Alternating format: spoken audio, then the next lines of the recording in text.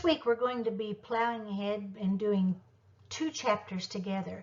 They look like 2 very different chapters because one is on assessment and one is on differentiation, chapters 3 and 11.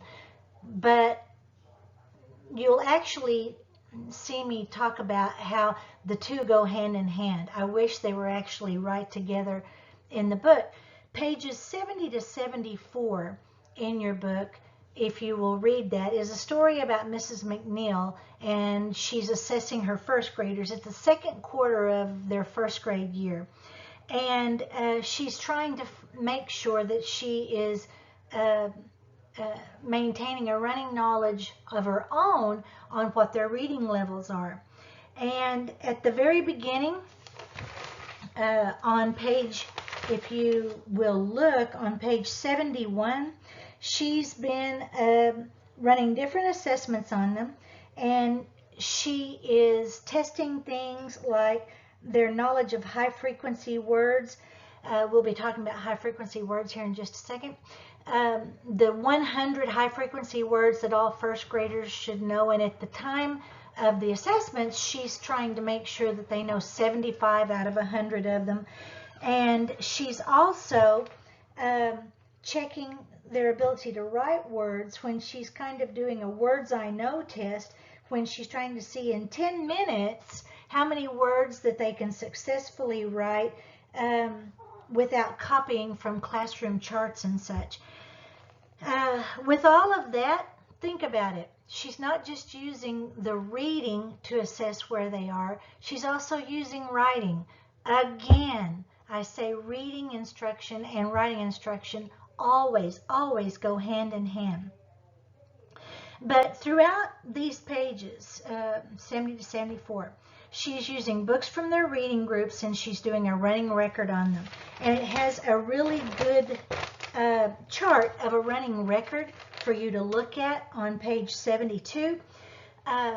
In our materials that I've got loaded into this week's materials on Blackboard, you will see one that you can check on that talks about step-by-step how to do a running record, and it's a really good one that I found from scholastic.com last year that is really easy for you to understand and explains it really well.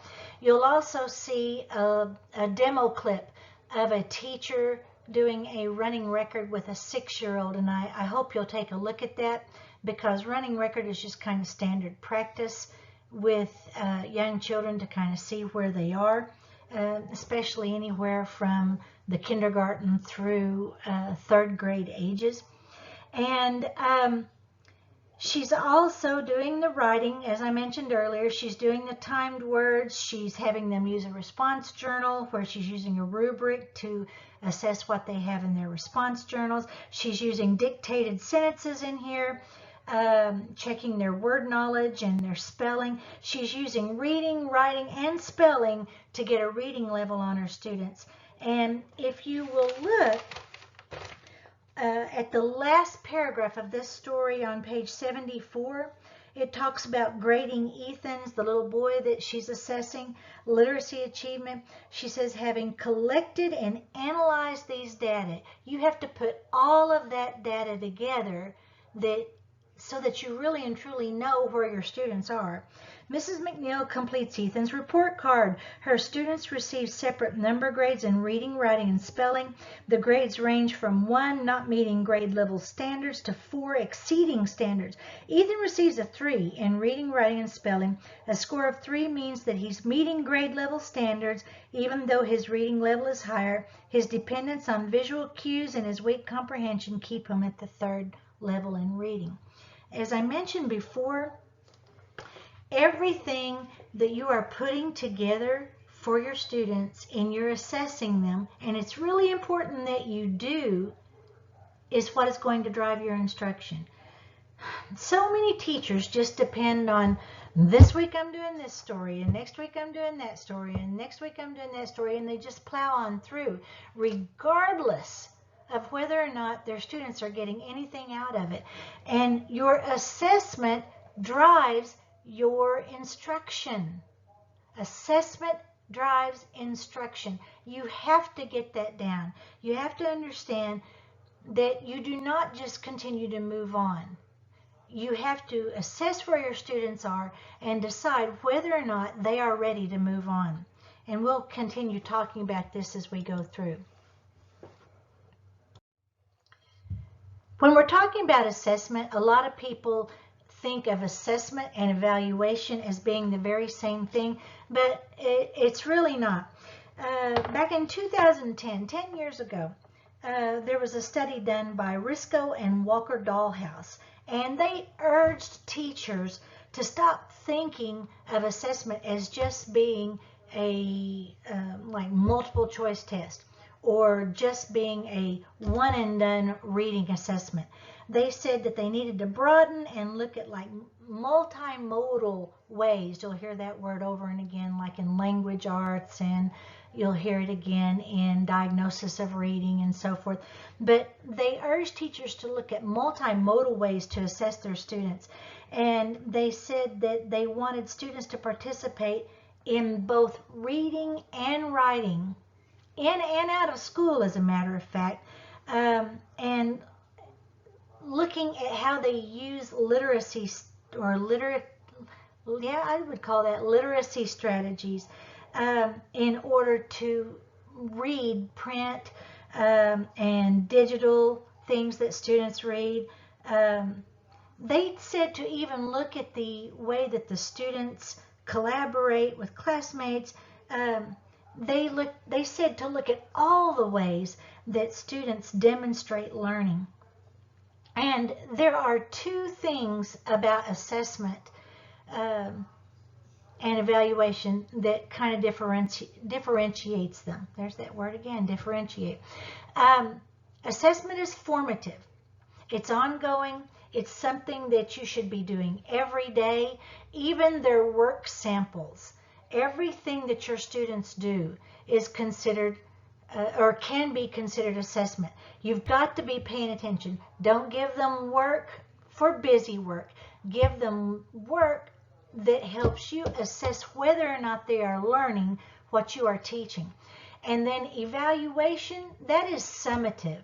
That is final. That's at the end of something that you're working on, where you get a final summation. That is actually tests, where you actually see the final fruits of the labor. But all of this is what goes into everything that you are doing, is what goes into assessing your students. There's actually 4 steps of assessment. There's planning assessment, there's monitoring. That means the summative things that you're doing, looking at everything that your students are doing. There's the reflecting on it, where you're collecting the data and coming back and really looking at it, trying to see exactly where your students are. And then there's the actual evaluating, where you go, okay, this is where they are, so this is what I need to do with them. If you'll look at pages 75 to 80, it talks about all of the different steps of assessment. When we're talking about classroom-based assessment, you're always going to be trying to find reading levels. Very often you hear reading levels boiled down into independent level, instructional level, and frustration level. We know that independent level, just like the Goldilocks strategy that we've already mentioned in past week, that's where students can read books at that level comfortably. It's just right. The instructional level is where the students can read and understand books, but they need a little bit of help, a little bit of instruction from their teachers. And then, of course, frustration level is books at that level are way too difficult for students to understand, even with assistance from the teacher. I mentioned, like I said, the Goldilocks strategy to find the just right from page 355. There's also the 3-finger rule, where whenever a young student is reading, if they're on one page of their reading and you hold up a finger, or they hold up a finger for every time they don't know a word, once they get to 3 fingers, that page or that book is probably a little too difficult for them. With older children, it would be like reading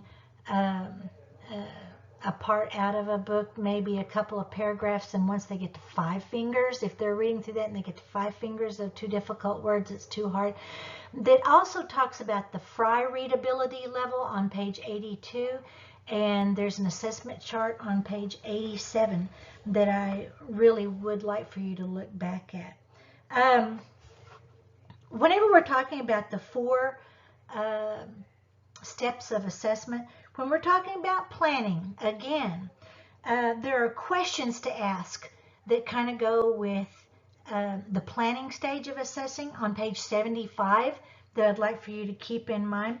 When we're talking about the monitoring, the observations that you make, your own notes, conferences, checklists, like if you're doing a workshop method in your class or literature circles, you're going to have checklists from that. They all lend themselves to this, by the way. If you'll look at page 76, it talks about the monitoring. When we're talking about the evaluating, you're looking at work samples, the rubrics, all of those multimodal assessments that you've been doing, the summative assessments that you've been doing all along. Page 79 is right there. And then remember, we're not talking about just those Friday tests. We're talking about everything. Then the reflecting phase, pages 79 to 80. You do this on your own. You are doing all of your instruction to help improve your students from where they are.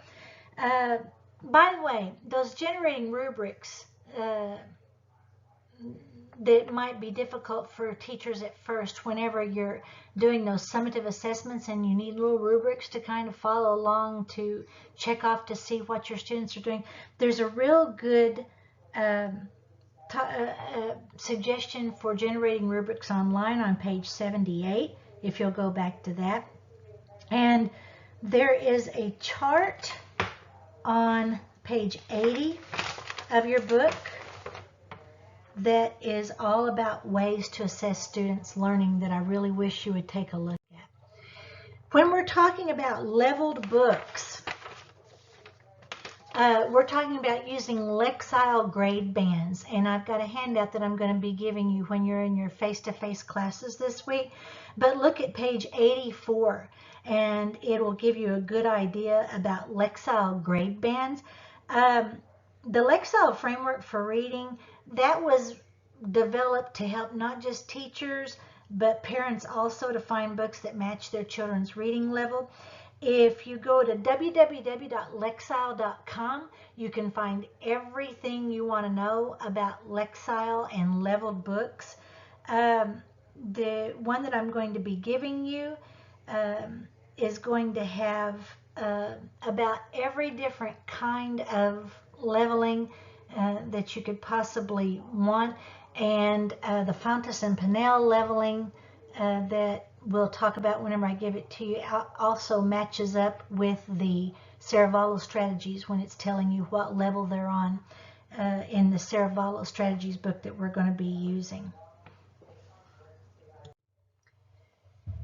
Whenever you hear about informal reading inventories or IRIs, you're going to be doing a lot with this whenever you're in diagnosis. It talks about that on page 85 of your textbook during this chapter. These are individualized tests. It goes through graded word lists that they are actually, just you're checking their vocabulary, going through and seeing if they know the words, and then where they're actually reading passages. The passages range anywhere from at least first, if not lower, to 8th grade. There are both narrative and expository passages included. They read orally and silently during this. This is a really big part of diagnosis of their reading difficulties, and as I said, you will be getting into that a whole lot in diagnosis of reading difficulties. But there are some other tests that you will hear about as you're going in to different elementary schools. You'll hear, especially if you're with early childhood or anywhere from like 1st through maybe 3rd grade, You're going to hear about the BEAR assessment, which stands for Basic Early Assessment of Reading. A lot of that is spelling. A lot of that is simply word knowledge. You'll hear about DIBELS, which used to be the only accepted test by the state of Oklahoma, but they've kind of broadened out a little bit now. But that is very similar to a running record type test to find a child's reading level. You'll hear about CRI, Classroom Reading Inventory. The name Silva Rowley especially is very often associated with that.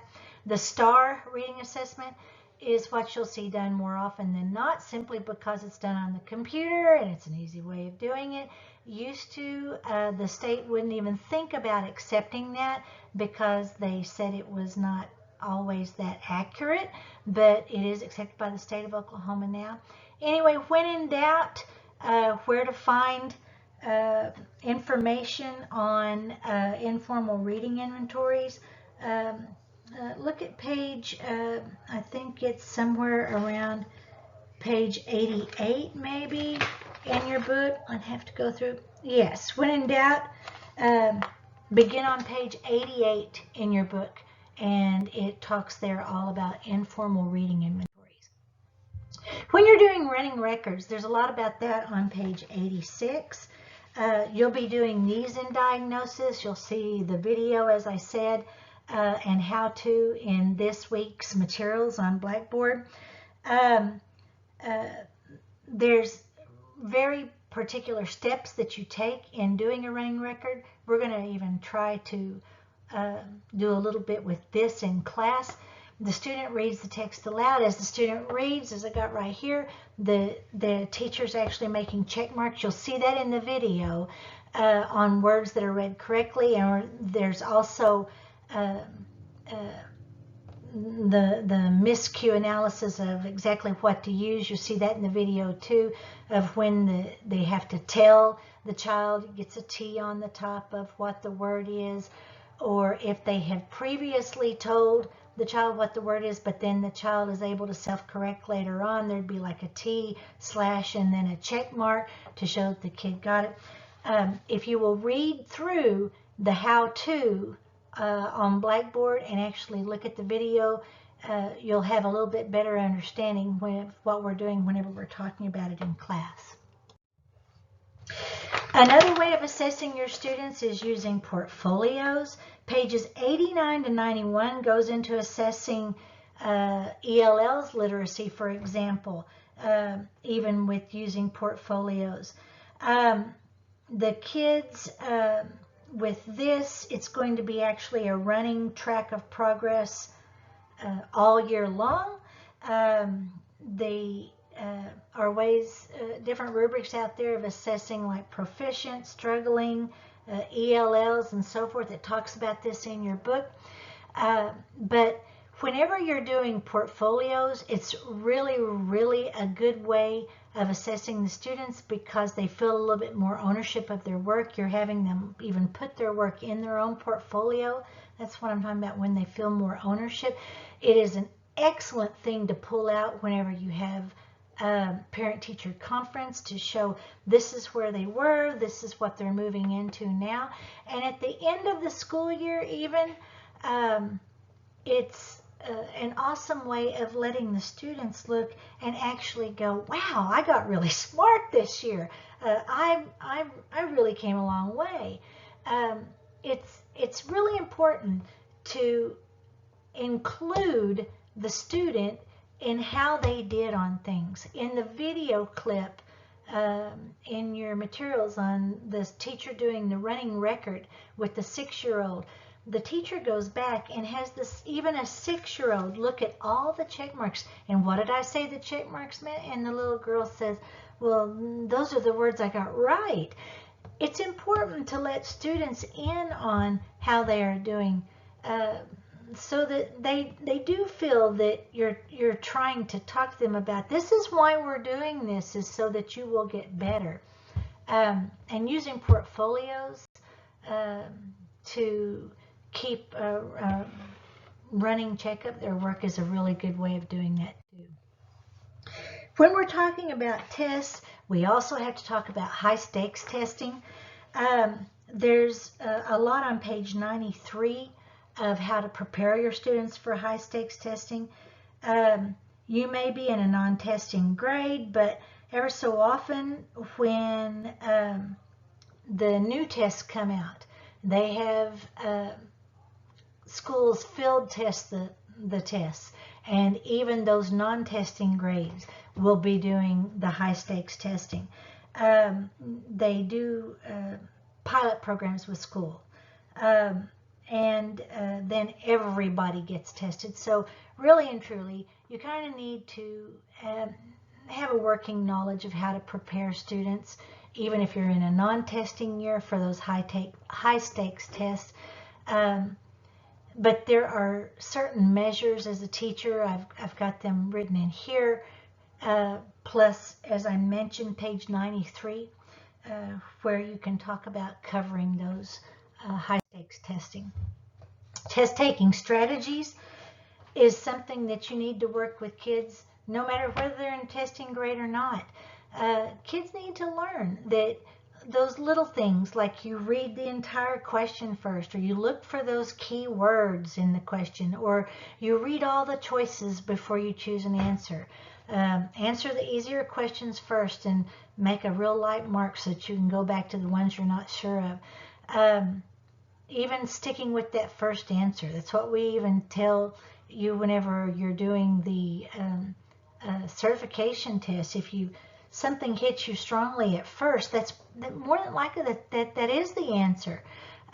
Pace yourself. Check your work carefully. Kids need to be reminded of that too, so that they feel a little bit more confident whenever they're taking tests. This all talks about how that you need to keep this in mind. Effective teachers use 4 types of assessment. There are kits of leveled books that you will see to determine students' reading levels. That's where you're going to be doing the running records with them with those. There are those informal procedures, just your observations and your own notes that you might stick in their portfolios. There is the tests, of course, that identify their strengths and their weaknesses, different kinds of tests that I've mentioned in these past slides, the collection of the work samples. But remember, there are 4 steps in classroom assessment: the planning, the monitoring of the students' progress, the actual evaluations that you give, and then going back and reflecting on all of that data so that you know exactly where your instruction is going.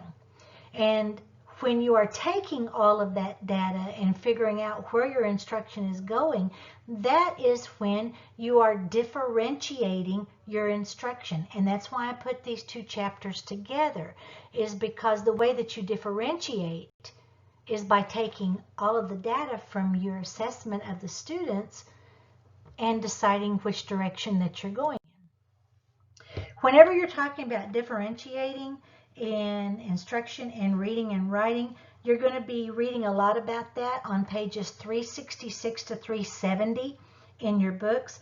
Matter of fact, there's another teacher in there, Mrs. Lee, I think is her name, and you find out all the different ways that Mrs. Lee differentiates for her kids, even putting them into groups according to the differentiation that they need.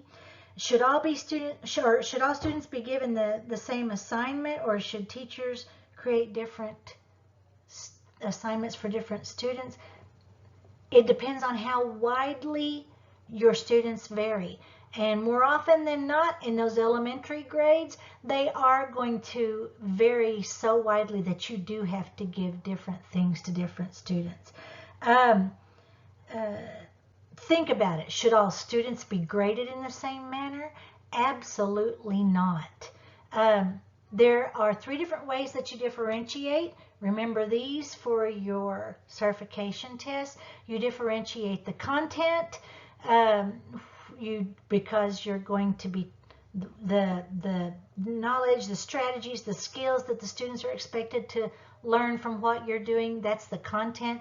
You differentiate the process. That's your instructional activities that you're doing, any materials that you're decided to use, and you differentiate the product. The product is the end result of their learning. What you have them doing to show their understanding. That's the product. Page 366, by the way, shows a really good example of how that teacher differentiates her instruction. The characteristics of differentiated instruction, you will see there that you set high standards for all of your students, but your standards are going to be different for each of your students depending upon where they are. The assessment, the whole instruction linked to it, you're going to be diagnosing their needs, and then that's even going to affect what kind of assessment you give them on down the road. You're going to be very flexible in your grouping. Page 372 talks about that, because what groups you might have your students in at one time does not mean they're going to stay in that same group all year. As they move up, or as they develop other issues that need to be addressed, you're going to be moving them from group to group. That also keeps kids from automatically thinking they're in the slow group or they're in the fast group. Differentiating that reading material, varying difficulties, varying interests depending upon what your kids are interested in. Your instructional activities are going to vary. Your modifications to those are going to vary depending upon the variations in your students. You are going to respect your students, and you're going to value their work. You value their work differently, remember, depending upon where the individual child is at. And then you're going to focus on individual student achievement. Just because this one student can achieve at this one level doesn't mean that they all can. When we're talking about different assessment, when we're talking about different differentiation, on pages 392 to 393, it talks about RTI, or response to intervention. In a lot of schools that you might find yourself in, you will find that they have a response to intervention team going, or they have a response to intervention time that they spend. The reading recovery program that it talks about on page 392, you'll hear about that. They still use that in some schools. They talk about different tiers, whether a kid is in tier 1, tier 2, or tier 3. There's a chart on page 392 on high quality intervention where it kind of touches on all of this. If your school does school-wide screening at the beginning, that's considered tier 1. Early intervention, because they do that on the students that could potentially have a problem, that's considered tier 2. And of course, tier 3 is intensive intervention, or even when they're moving into actually needing possible testing for more special procedures. When we're talking about steps in developing a tiered activity, you will hear a lot about this. You'll hear about even word tiers associated with this, with your own teaching. Look at page 374 at the first sentence under tiered activities, and you will see a lot of what I'm talking about whenever it comes to the steps to a tiered activity. It's much like what we talk about scaffolding teaching. It's good teaching, it's solid teaching.